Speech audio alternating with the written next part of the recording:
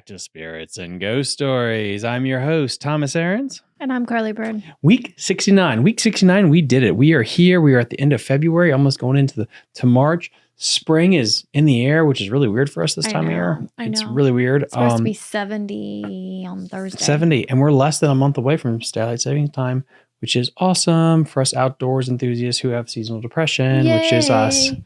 But we had a great week. We're talking about all the spring stuff, and we went skiing. I know, right? Which is honestly, we had our first real datey thing in a while. It's been a long time. So it's just like my students, like some students of mine from my old life, were gracious enough to host us at a private ski resort, and they let us come, and we had a lot of fun. And we kind of made a little date thing out of it, and that was a lot of fun. The highlight of my time was we were going down this bunny slope, and I was in front of her. This is her first time skiing. Oh, no. And I hear the worst crack noise ever. It sounded like you take a stick, a thick, like an inch, like a half-inch stick, and you snap it real quick. It sounds like that. And you hear that snap, and then, thud, thud, thud. I turn around, she's like, I'm okay. And it was the worst sounding thing ever. I thought I broke my leg. I thought you broke something. Because in the way you laid on the ground, it looked like you got hit by a car. It was just a ski. Well, the problem is when you fall down with skis on, there's like nowhere for your legs to go. And you have to like keep them together. And if they get apart, then all of a sudden they're twisted and each foot's going the wrong direction. And then at that point, you're screwed. You can't stand back up. I do love how you're like, listen, on this one fall she did, she was like, you know what? I'm going to do a somersault. I knew I was going. I was like, you know what? Let's do this. I forgot about physics and the fact that the hill goes down. Well, the hill is really steep, and I just thought if I would kick my feet up over my body, which they were already on their way there, but I was like, I'm just gonna keep going with the momentum. You know, I'm not gonna fight it. And then I just basically did a backward somersault down a hill with skis on, and my back's been out ever since. By the way, did you see how hard your dad laughed last night? My dad? Yeah, because you said like the mountain was steep.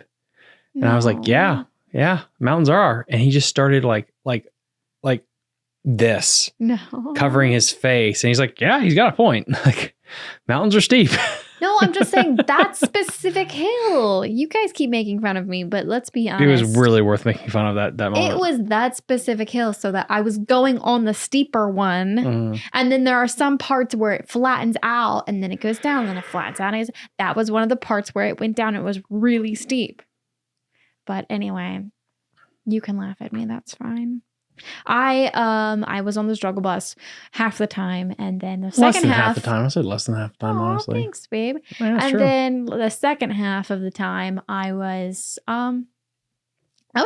actually figuring it out. I was able to go left and right and stop occasionally.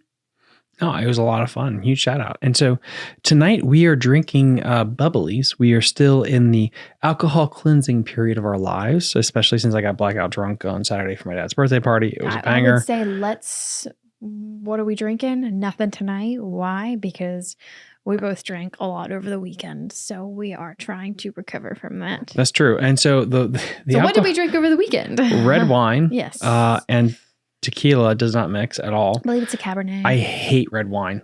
I never like drinking red wine. It makes me feel miserably sick. Wine. And I did drink red wine, Ruh-roh. Shaggy. Yeah. And so that was a terrible decision. But my dad's turning older and he's Catholic. So, the Jesus wine. But it was delicious. I really liked that wine. It's been a while since I've had a red wine. With that said, it is time for Scary Things in the News. I can't do it like she can. Anyway, here we go with our first story of the day. I really like this one. I found this the other day, and this right here was a gem. Why is that not going down? There it is. So anyway, what we got here. Read the top.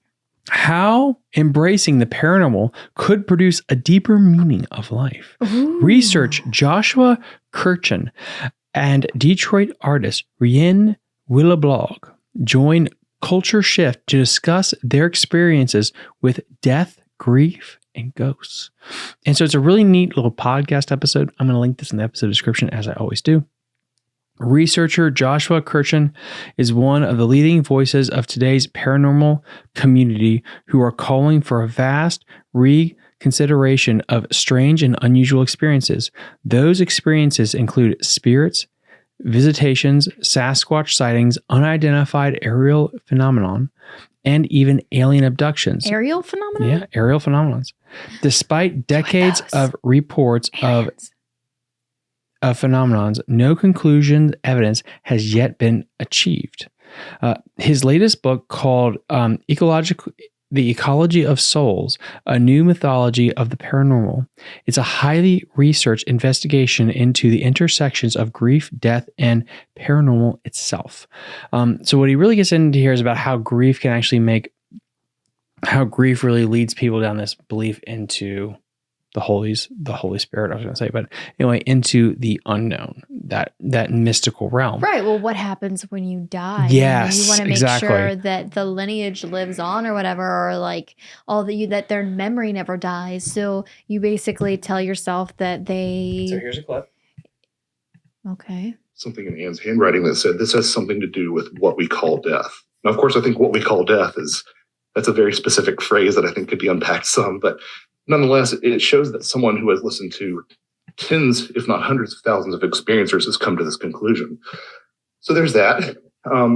There's also the fact that a lot of these alien abduction narratives, number one, they quite closely resemble out-of-body experiences. But number two, there's no shortage of people who report encountering dead loved ones.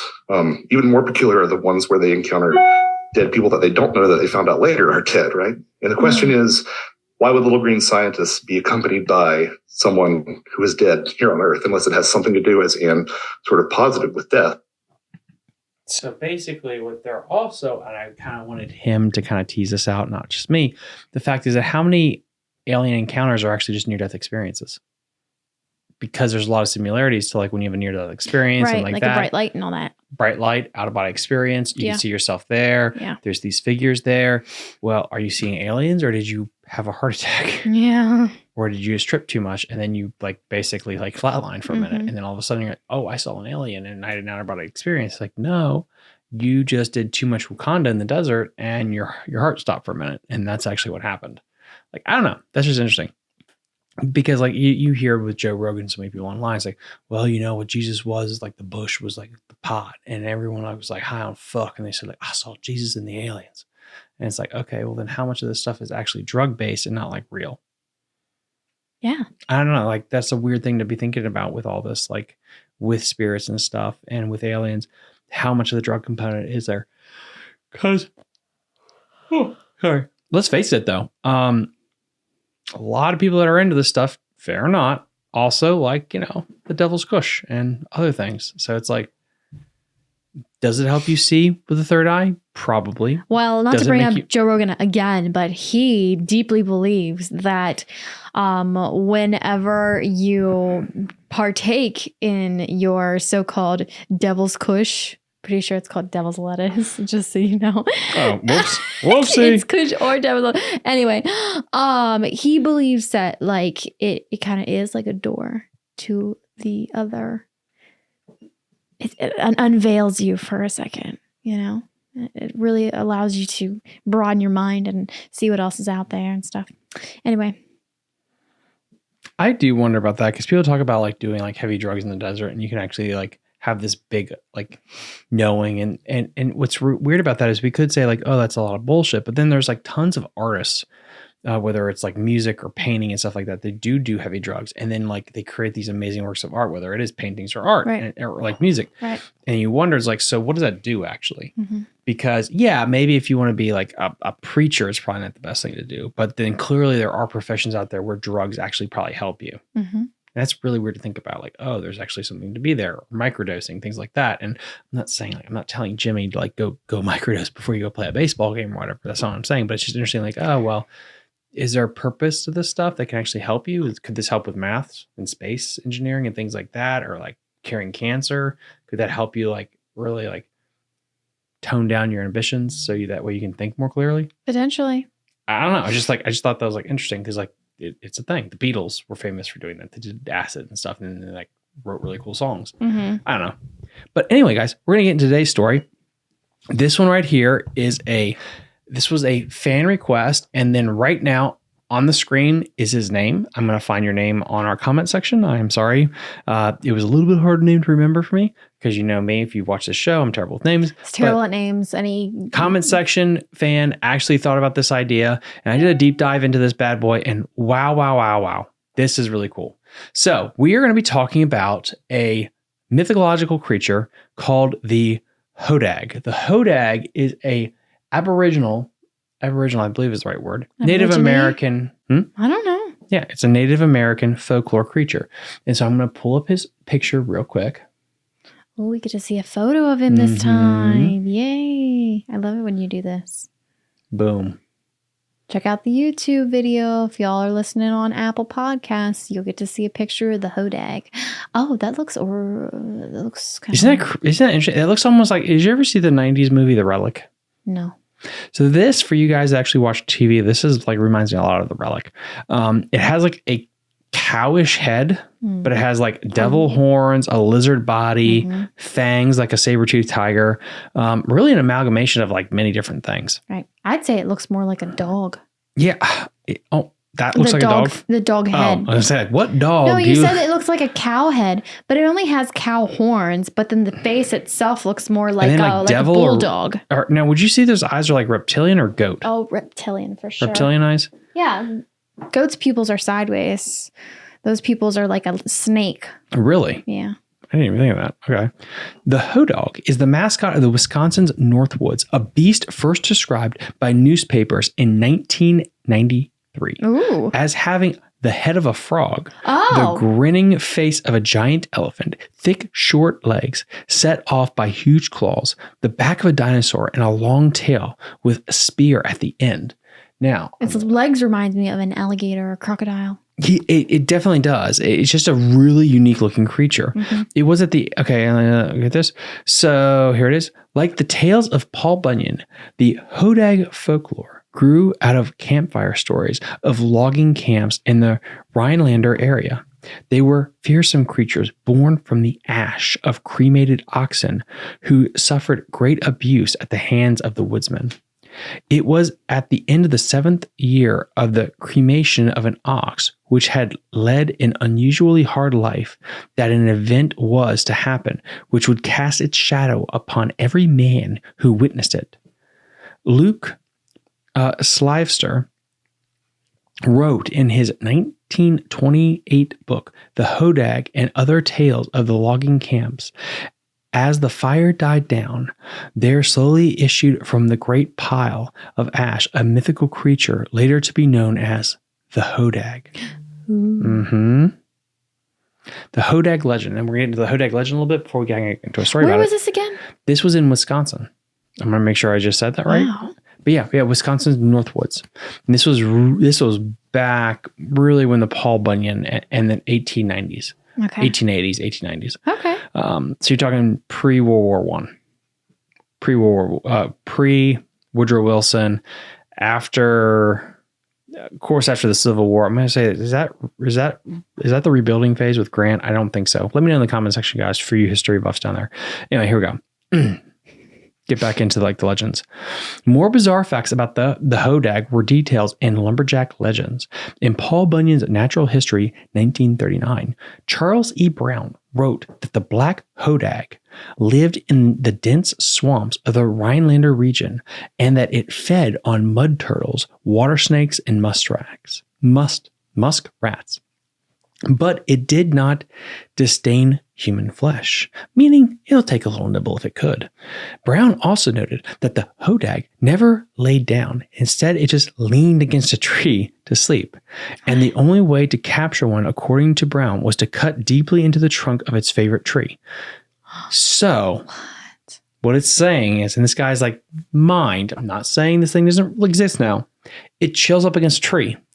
And the only way you can catch it is to like knock the tree down while it's sleeping. It can fall over. Oh. I think Okay. almost like it's like one of those sheep that So you have to like try and not wake up the hodag while it's sleeping. while you're cutting down the tree. While you're cutting down the tree, because that's possible. Like, what are those goats that their legs lock up? They're fainting goats. Yeah, so it's like a fainting goat. Yeah.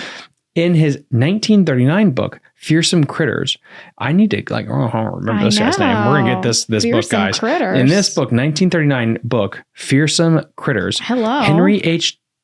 Tryon, Tryon, Tyron wrote that the Hodag was a dressingly ugly animal that was prone to frequent fits of bitter weeping at its upsetting appearance. This fellow can't endure being laughed at. Tyron wrote, when angry, he is fierce and dangerously aggressive. But the Hodag has a weakness, lemons. Just 2 lemons can fend off an entire herd, What? Tyron claims. What? Yeah, that's what he says. And the increased use of lemons in cooking is the reason why the Hodag is so rare today. I once had a handful of extremely rare crystallized Hodag tears, Tyron wrote. But How does one get one of those? an inquisitive lady friend collected them, believing them to be fine amber. A lady She friend. had them Wink, wink. She had them strung into a neck yoke and then went and spilled a Tom Collins on herself. Of course, the lemon juice dissolved them instantly. Oh, of The course. Hodag was good for more than just jewelry, according to Tyron. He writes that the poor creature's large saber-tooth-like front teeth were often used for umbrella handles, which may also account for its grumpiness. Umbrella handles. And I just love, and the guys in the episode description on our channel, in our comment section, we're going to put this thing. There's a huge line about the different things that you can do with a Hodag's body parts, which is goodness. quite hilarious. And I love that. And Wow. we'll get into that too. But anyway, now we're going to cut to this right here, which gives a little bit more back stuff, and then we'll kind of get into it. Are we going to get to see it on the screen or no? We just saw it again, but then in the edit, I'll put another picture up too while we're talking. In America's folklore, the Hodag is a fearsome creature resembling a large bullhorn carnivore with rows of thick curved. Because I'm trying to give 2 sources for this, just because I want to kind of get like some conflicting information on kind of this thing's heritage, because I think that'd be good for the audience at home. So this is another source I found that said, in American folklore, the Hodag is a fearsome critter resembling a large bull-horned carnivore with a row of thick curved spines down its back. The Hodag was said to be born from the ashes of cremated oxen. So that's basically consistent. As the incarnation of the accumulation of abused animals has suffered at the hands of their masters. So this is like the one thing it seems like is a through line through the whole story. Oh, snap. The history of the Hodag is strongly tied to the city of Rhineland, where it was claimed to have been discovered. The Hodag has figured prominently in early Paul Bunyan stories. Now, if you guys don't know, That makes Paul sense. Bunyan is a historical logman or woodsman. There's tons of tales about him online. I think you even like. I even know it's about no Paul negative. Bunyan. Like, yeah, I even know about Paul everyone Bunyan. knows about Paul Bunyan. He's got a big old oxen that's blue. Which is interesting when it gets back to this. Now, here's the origins and the aftermath of the story. And then we're going to get into our scary story of the day. Origin. In 1893, newspaper reported the discovery of the Hodag in Rhineland, Wisconsin. The article claimed the Hodag had the head of a frog, the grinning face of a giant elephant, thick, short, set-off legs with huge claws, and the back of a dinosaur, with a sword at the tip of its tail. Reports were investigated by a well-known Wisconsin land surveyor, timber crews, and prankster Eugene Shepard, who rounded up a group of local people to capture the animal. The group reported that they needed to use dynamite to kill the beast. The photograph of the remains of the scarred beast was released into the media. It was a fierce, strangest, most frightening monster ever to set razor-sharp claws and ever to be seen on this planet, allegedly. Now, what they have here is like some kind of like wood picture of the creature, and I don't think that's what they blew up. So, but honestly, I don't know how you're going to take a photo of something you blew up with dynamite. There's going to be nothing left. So I think that's really weird. Well, wouldn't it be like a picture of what they remember it looking like? Yeah, and it's just a wood carving of the same thing we saw. But anyway, that's right there for the screen for everyone to see. The Hodag, this is the aftermath. The Hodag became the official symbol of Reinerland, Wisconsin. It is the mascot of Reinerland High School and lends its name to numerous Reinerland area businesses and organizations, including the annual music festival, the Hodag Country Festival. Oh, cool. The city of Reinerland's website calls Reinerland the home of the Hodag, a larger-than-life fiberglass sculpture of the Hodag, which we saw earlier, created by Tracy Gobberville, a local artist, resides on the grounds of Reinerland's area Chamber of Commerce, where it draws thousands of visitors each year. Reinerland's ice arena houses 2 Hodags, one a full-body creature just inside the entrance, and the other one an oversized head that blows smoke and has red eyes that light up, located in the corner just off the ice when you pass the arena. So there's like a little bit of the Hodag. The things I really found that was interesting about the story was how consistent it was. Like it definitely was an animal that was abused by its owner, and so it's almost like it's almost like the Japanese folklore, where a lot of the spirits in Japanese culture are spirits of vengeance, or like a collective. So you really don't have spirits that represent one person in Japanese culture. It's almost like you have a spirit for orphans, and a spirit for abused wives or whatever, and a spirit of dead soldiers. And so like it's an amalgamation of all these souls. And that's kind of got it with the Hodag here, where it's like this creature is kind of like the amalgamation of all animals that were harmed by people. Yeah. And it's kind of like it embodies this, like how Krampus for Christmas culture is like, he is the embodiment of anti-Santa. Right. And that's what I thought about this creature. And I think the Hodag reminds me of like all the bits and pieces of different animals that have been abused or something like that. Yes. Like it's not like it creates its own creature, its own monster that's come back for vengeance almost. And then I just want to do a quick thing here, just to kind of show Carly what I meant by the relic. The what? The relic. Oh, the relic. Yeah, because I thought this creature right here really was like, oh yeah, this is kind of like what we saw earlier. The horror of evolution. I was trying to read the top. No, I'm trying to get you a photo of it. Where is the big one? There it is. You zoom in. Ew, that's scary. So that's the relic monster from a 90s movie. And you can tell like it basically, you take these horns and put them up on the top. Yeah. It looks like the Hodag. Kind of, yeah, it really does. It does look like the Hodag. And so the relic is actually based on a novel that was turned into a movie. It's about a creature that comes to life from a statue, but it actually eats people's brains. Is a big difference there. Oh, okay. And it grows bigger and stronger, as smarter as it goes on. But anyway, bigger, so that faster, stronger is the relic movie. I just thought that was very interesting. Like, oh wow, that really reminds me of that. Anyway, that is the background on the Hodag mythology of Wisconsin. And that leads us to our tale. Prepare yourselves for the tale of the Hodag. Olivia, Jared, Ezekiel, and Carrie were high school students who lived in Rhinelander. Rhinelander. You pronounce that way better than I did. What's Rhinelander? One evening, they decided to explore the woods on the outskirts of the city, unaware of the dangers that awaited them. As they walked deeper into the woods, they began to feel a sense of unease. The trees seemed to close in on them, and the rustling of the leaves sounded like whispers in the dark. Suddenly, they heard a deep growl coming from the shadows. They froze in terror as a large, horned creature stepped into the clearing. The Hodag stood before them, its eyes glowing an unnatural intensity. It was much larger than they expected, and its spines looked like they could easily impale a human. The 4 teenagers stood frozen in terror, unable to move or even scream. The Hodag let out a roar that echoed through the forest, and the teens finally found the courage to run. They sprinted in different directions, hoping to evade the creature's grasp. However, the Hodag was fast, and it didn't take long for it to catch up with them. One by one, the teenagers were dragged into the shadows by the Hodag's sharp claws. Olivia was the first to go, screaming as the creature sank its teeth into her flesh. Jared tried to help her, but he was quickly overwhelmed by the Hodag's brute strength. Ezekiel and Carrie watched in horror as their friends were devoured, unable to do anything to stop it. Run, Ezekiel. Ezekiel and Carrie started running as fast as they could. As the Hodag finished its meal, its eyes on the last 2 victims and started to chase them. Just when it seemed that all was lost, the teenagers stumbled upon a small clearing.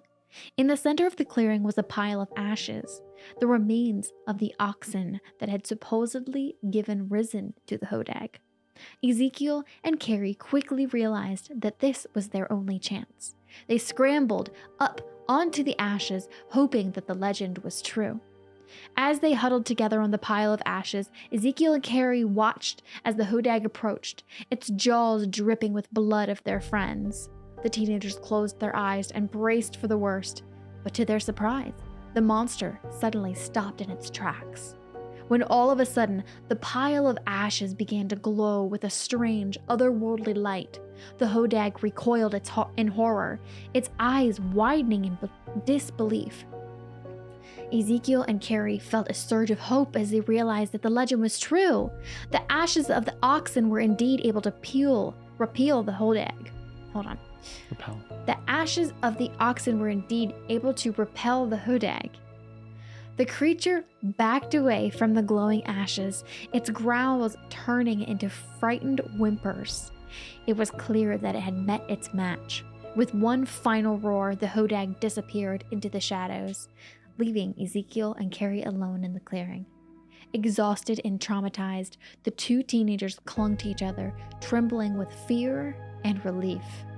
They knew what they had narrowly escaped death, and they also knew that they could never return to the woods again. In the days that followed, Ezekiel and Carrie struggled to come to terms with what had happened. They both suffered from nightmares and flashbacks, reliving the horror of the Hodag attack over and over again. They tried to tell their friends and families about what happened, but no one would believe them. They were dismissed as delusional and traumatized, and no one wanted to hear their stories. Despite the disbelief of others, Ezekiel and Carrie never forgot what happened. They both knew that the Hodag was real, and they both knew that it was still out there, lurking in the shadows. They also knew that they had to warn others about the dangers of the woods, even if no one would listen.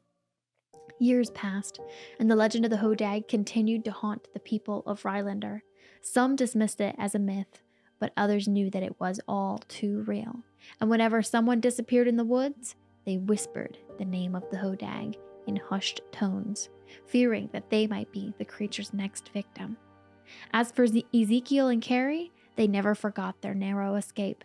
They both moved away from Rylander, eager to leave the memories of the Hodag behind. But deep down, they knew that the creature would always be a part of them, a reminder of the horrors that lurked in the dark corners of the world. And that was the tale of the Hodag.